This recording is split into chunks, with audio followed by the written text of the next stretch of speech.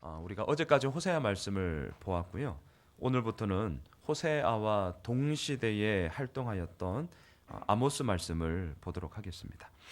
호세아 선지자가 북이스라엘 백성들의 신앙, 그 타락한 신앙, 우상 숭배에 빠져있던 그 신앙을 경고하고 심판하였다면, 아모스 선지자는 북이스라엘 이 사회 전반에 걸쳐 있는 부패에 대해서, 그리고 특별히 주변 열강들에 대한 하나님의 심판을 경고함으로 이 아모스가 시작되어지고 있습니다.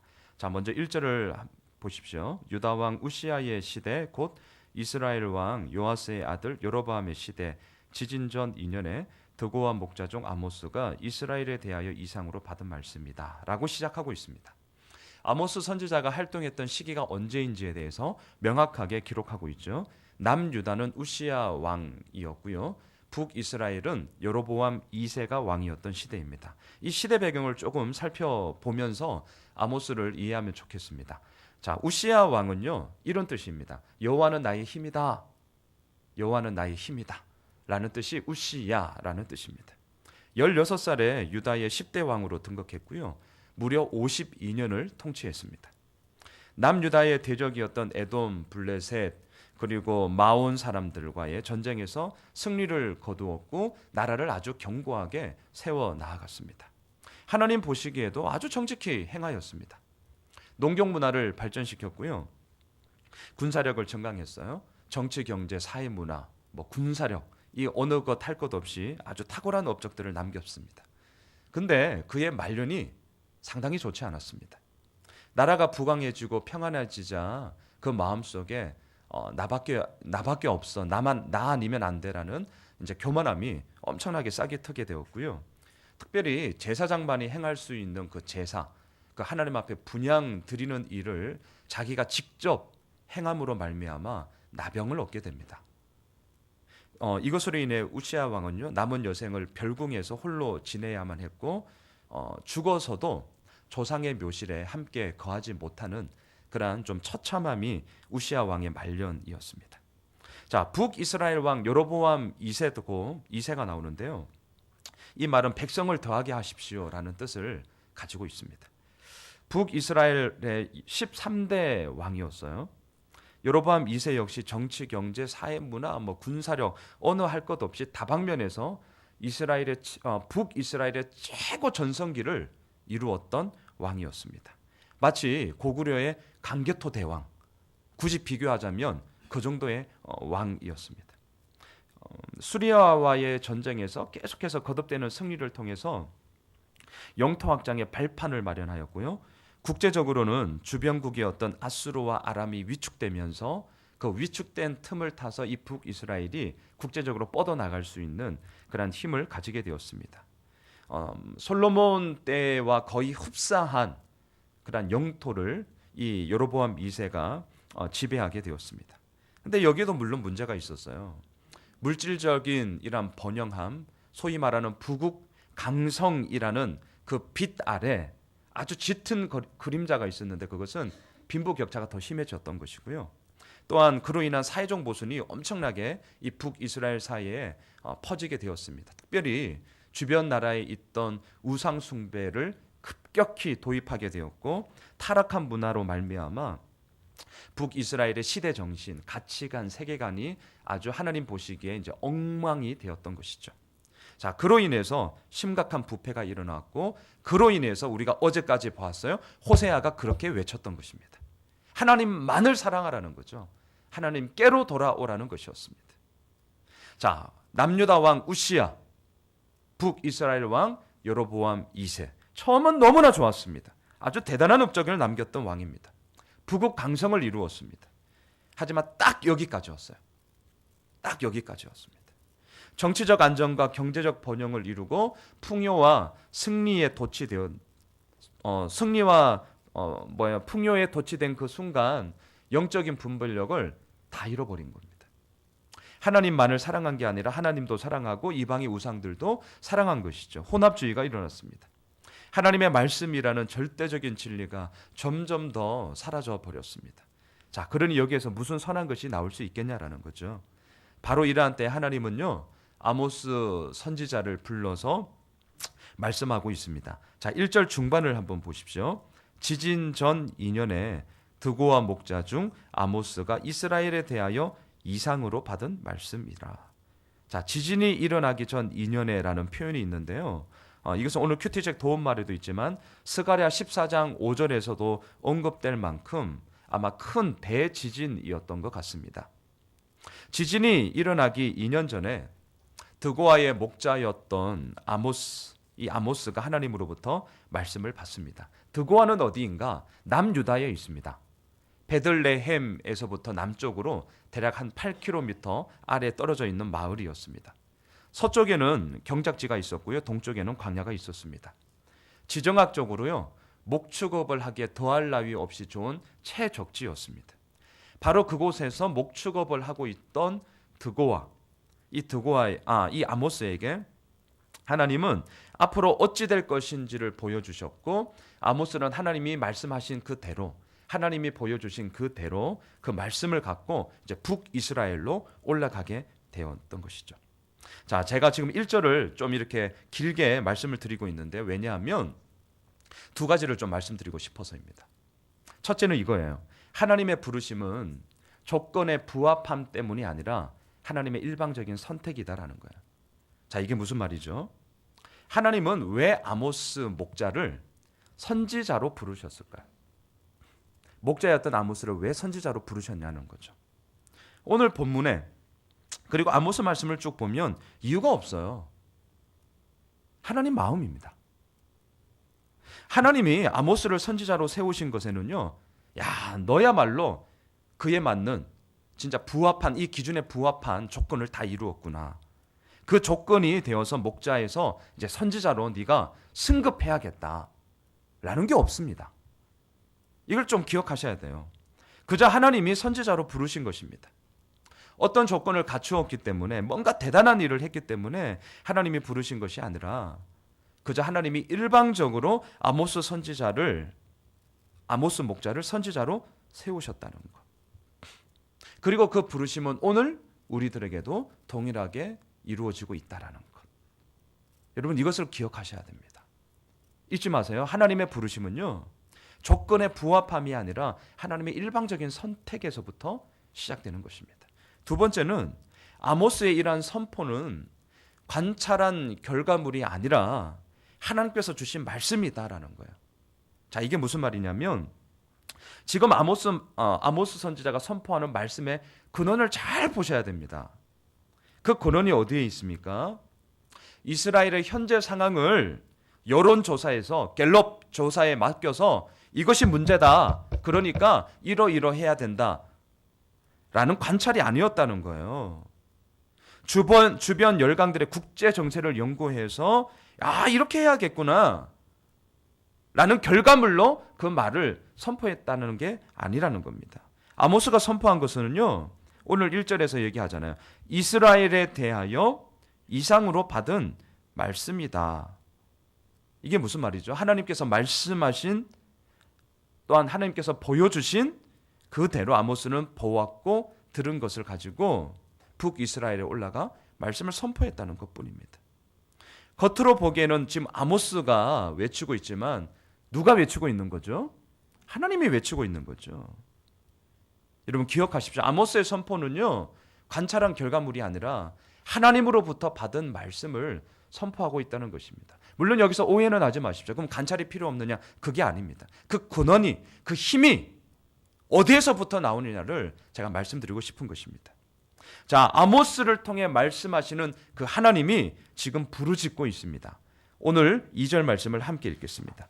2절 말씀 시작. 그가 이르되 여호와께서 시온에서부터 부르짖으시며 예루살렘에서부터 소리를 내시리니 목자의 초장이 마르고 갈멜산 꼭대기가 마르리로다. 하나님이요, 시온에서부터 부르짖고 있습니다. 자, 시온은 어디입니까? 본래는요, 예루살렘의 기드론이라는 골짜기, 두로베온이라는 이 두 골짜기 사이에 솟아나온 절벽으로 된 그 남쪽 봉우리를 시온이라고 불렀습니다. 하지만 이후에는 동쪽 능선 전체를 시온으로 부르다가 나중에는 더 후에는 예루살렘 전체를 불렀던 시온이라고 지칭하는 말로 사용하였습니다. 시온은 정치적, 종교적 중심지였습니다.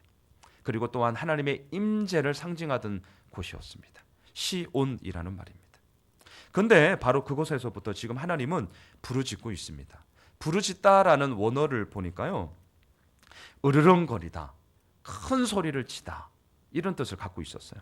그러니까 이런 것이죠. 하나님의 부르짖음은 지금 사자의 깊고 또한 큰 포효와 같았습니다. 하나님의 이 부르짖음은 침략자와 적들에 대해 큰 소리를 치는 그런 부르짖음과 같았습니다. 기쁨, 감사, 평안함, 즐거움, 이러한 외침이 아니었습니다.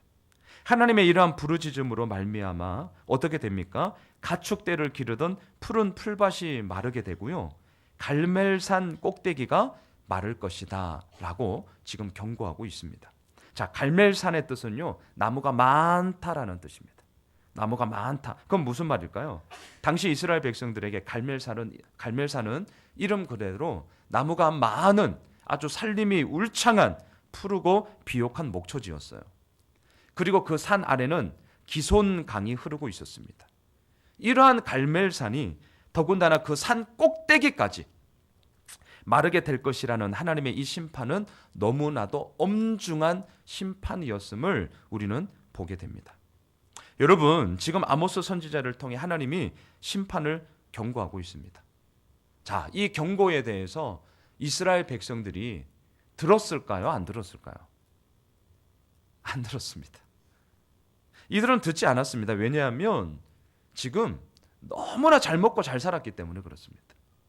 솔로몬 시대와 맞먹는 경제적 번영이 있었습니다. 여러 열강들의 틈바구니에 물론 있었지만 그래도 군사적으로 결코 밀리지 않는 국방력을 갖고 있었습니다.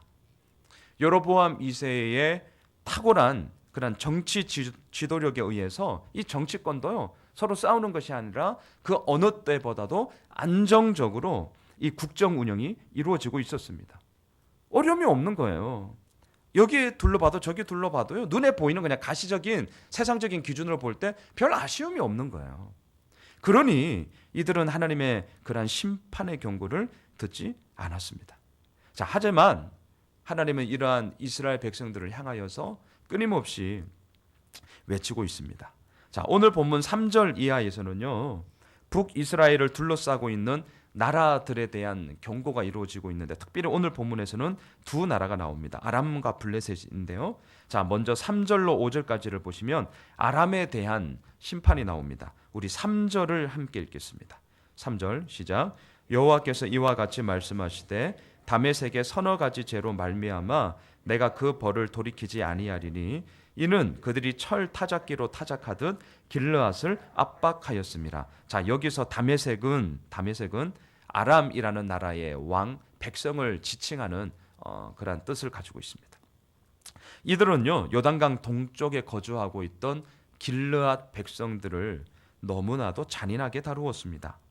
자, 그 다루었던 정도가 얼마나 심했던지 3절에서는 뭐라고 비유하고 있습니까? 철 타작기로 타작하듯 길르앗을 압박하였다라고 기록하고 있습니다. 게다가 이러한 죄의 심각함이 시간이 지나면 좀 줄어들거나 고쳐지는 게 아니었습니다. 자, 오늘 성경 3절을 잘 보세요. 이제 이런 표현들이 줄곧 나오는데요. 다메섹의 서너 가지 죄로 말미암아 라는 표현이 나옵니다. 자, 이 말은 무슨 말일까요? 다메섹의 죄가 서너 가지가 몇 개예요? 3개 또는 4개 라는 뜻입니까? 물론 문자적으로는 3개 또는 4개 있겠죠. 그럼 한번 생각해 보세요. 죄가 3개 아니면 4개 밖에 없을까요? 자, 무슨 말일까요? 이거는요, 이들의 범죄 행위가 시간이 지나면 지날수록 더욱더 3개, 4개, 무슨 말이죠? 점점 더 더해지고 있다는 뜻입니다. 아모스를 보시면서 이 표현들이 이제 자꾸 나오거든요. 서너 가지 죄로 말미암아라고 할 때에 이들의 죄가 3개 또는 4개 군화가 아니라 점점 더 시간이 지날수록 이들의 범죄의 행위가 더 극악무도해졌구나. 결코 해서는 안 될 죄악들을 저질렀구나 라는 것으로 여러분들이 꼭 이해하셔야 됩니다. 자, 그러니 어찌 하나님이 이 다메섹을 가만히 놔둘 수 있겠냐라는 것이죠. 그래서 심판을 경고하고 있는 것 아니겠습니까? 자, 6절로 8절까지는요, 블레셋에 대한 심판을 경고하고 있습니다. 6절을 함께 읽겠습니다. 6절입니다. 시작. 여호와께서 이와 같이 말씀하시되 가사의 서너 가지 죄로 말미암아 내가 그 벌을 돌이키지 아니하리니 이는 그들이 모든 사로잡은 자를 끌어 에돔에 넘겼습니다. 블레셋 역시 서너 가지 죄가 있었습니다. 다시 말하면 범죄의 재질이 점점 더 안 좋아졌습니다. 자, 이들의 범죄는 무엇이었냐면 전쟁 포로나 힘 없는 자들을 사로잡았고요. 그 사로잡은 자들을 노예 무역했습니다. 노예가 필요했던 나라들에게 팔아 넘겼습니다. 대규모의 노예 무역을 했던 나라가 블레셋이었습니다. 그 중에서도 오늘 6절에 보면 에돔과 노예 무역을 많이 했습니다. 자, 왜냐하면 에돔에는요, 구리 강산이 많았습니다. 구리 강산. 자, 그래서 광석을 채굴해야 됐죠. 또한 채굴한 광석이 그냥 구리입니까? 그렇지 않잖아요. 이것을 용해해야 되잖아요. 그래서 구리 성분을 얻을 수 있는 것 아니에요? 자, 이거를 누가 했겠어요? 블레셋 시민들이 했겠습니까? 바란에 누가 많아요? 외국인 노동자가 하는 거예요. 3D 직업은 3D 직업이거든요. 블레셋은 힘이 있었어요. 지들이 안 해요. 노예를 통해서 이 광산을 구리 강산을 채굴했단 말이죠. 3D 직업이었어요. 그래서 노예들을 통해서 이 노동력을 확보해야 됐고, 그래서 오늘 6절에서 그 얘기를 하는 거예요. 블레셋은 대규모의 노예 무역을 주도했던 나라고, 그 노예들을 가장 많이 수요했던 나라가 어디냐면 에돔이에요. 에돔. 그 당시 지금 시대적 배경을 말해주고 있는 것입니다. 자, 하나님은 블레셋의 이 노예 무역에 대해 가만히 놔둘 수가 없었습니다. 그래서 오늘 6절로 8절까지를 보면 블레셋을 대표하는 4대 도시가 나옵니다. 4대 도시. 가사, 아스돗, 아스글론, 그리고 에그론. 보이십니까? 네, 이렇게 밑줄을 쫙 그어서 이거는 블레셋의 4대 도시예요. 4대 도시. 이 말은 블레셋 전체를 의미하고 있는데요. 이 도시의 이 블레셋의 최후 모습이 무엇입니까? 8절 마지막에 그러죠. 블레셋에 남아있는 자가 멸망하리라. 하나님의 냉엄한 심판이 선포되고 있습니다. 자, 말씀을 정리하겠습니다. 지금 우리가 이제 오늘 아모스를 시작하고 있는데요. 이걸 기억해 주십시오. 하나님은 부르짖고 있습니다. 부르짖고 있어요. 왜냐하면 북이스라엘, 그리고 오늘 본문에 나오는 아람, 블레셋, 그 어느 곳이라 할 것 없이 서너 가지 죄로 말미암아 범죄 행위가 점점 더 극악무도해졌기 때문에 그렇습니다. 하나님의 부르짖음에 이스라엘 백성들은 들어야 했습니다. 하지만 듣지 않았습니다. 하나님의 이 심판의 경고에 대해 이스라엘 백성들은 돌이켜야 했습니다. 하지만 그들은 돌이키지 않았습니다. 왜냐하면요, 지금 잘 먹고 잘 살고 있었기 때문에 그렇습니다. 경제적인 번영이 있었습니다. 정치적인 안정이 있었습니다. 군사력의 강화가 있었습니다. 하나님을 떠나서도 얼마든지 할 수 있다. 봐라, 나 이렇게 살고 있지 않냐. 이런 교만함을 갖고 있었기에 그들은 하나님을 떠났습니다. 하지만 우리는 알고 있습니다. 결코 그렇지 않다라는 걸 우리는 알고 있습니다. 하나님이 부르짖을 때 우리의 온 힘을 다해 들어야 합니다. 그게 우리가 살 길입니다. 하나님의 심판의 경고에 대해 우리의 온 힘을 다해 돌이켜야 합니다. 그것만이 우리가 살 길입니다. 다메섹의 서너 가지 죄가 아니라, 가사의 서너 가지 죄가 아니라 하나님만을 향한 우리의 서너 가지 믿음, 이웃을 향한 우리의 서너 가지 사랑, 이것이 있어야 할 것입니다. 그리할 때에 오늘 본문에서는 시온에서 부르짖는 하나님이 나오는데요, 오히려 시온에서 기뻐하시는 하나님을 보게 될 것입니다. 예루살렘에서 큰 소리를 외치면서 나아가고 있는 하나님을 보게 되는데, 오늘 본문에서는 우리들의 믿음, 우리들의 사랑, 점진적인 그 모습을 통해서 이제는 예루살렘에서부터 기뻐하시고 노래하시는 하나님을 우리는 정말 경험해야 합니다. 우리가 아모스를 통해서 우리가 그 믿음의 걸음을 함께 걸어가면 좋겠습니다. 부르짖으시는 하나님, 말씀하시는 하나님, 그리고 그 하나님 앞에 오늘도 우리의 마음을 다하여서 들을 때에 또한 이 기도의 자리가 더욱더 주님 앞에 우리의 기쁨, 우리의 산 소망으로 나아가는 오늘 하루의 삶이 되시길 주님의 이름으로 축원합니다. 기도하겠습니다. 하나님, 오늘부터 아모스 말씀을 보게 됩니다. 호세아와 동시대에 활동한 선지자입니다. 호세아는 신앙의 타락을 외치며 하나님께로 돌아오라고 했다면, 아모스는 이 사회 전반에 걸쳐 있는 부패함을 지적하며 또한 주변 열강들에 대한 하나님의 심판을 말씀하시면서 돌아오라는 하나님의 사랑을 오늘도 외치고 있습니다.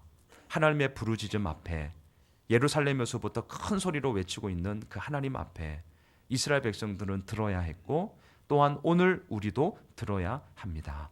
그 소리를 듣는 것이 우리가 살 길이기 때문에 그렇습니다. 그러한 마음으로 오늘 이 새벽을 깨웁니다. 그리고 주님의 말씀 앞에 듣고 또한 기도하고자 합니다. 하나님, 오늘 이 새벽 이 기도의 자리가 다시 한번 주님 앞에 내 마음을 쏟아내는 시간이 되기를 소망합니다. 그리할 때에 하나님의 기쁨, 하나님의 감사함, 하나님의 이끄심, 하나님의 평안, 하나님의 샬롬의 은혜가 오늘 하루 우리를 인도하여 주실 줄 믿습니다. 살아계신 예수님의 이름으로 기도드리옵나이다. 아멘. 하늘에 계신 우리 아버지요.